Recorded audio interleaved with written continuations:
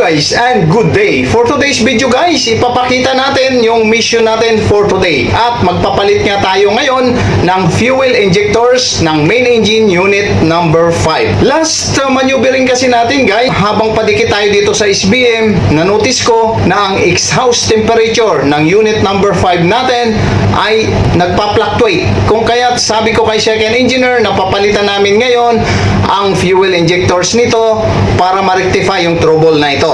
At very simple lang guys, ang pagpalit nito dahil naka-expose naman sa ibabaw ng cylinder head ng main engine units natin guys. So bawat silindro guys, mayroong dalawa located forward and up. Naka-expose lang yan guys. So all you have to do is tanggalin lang yung high pressure fuel oil pipe.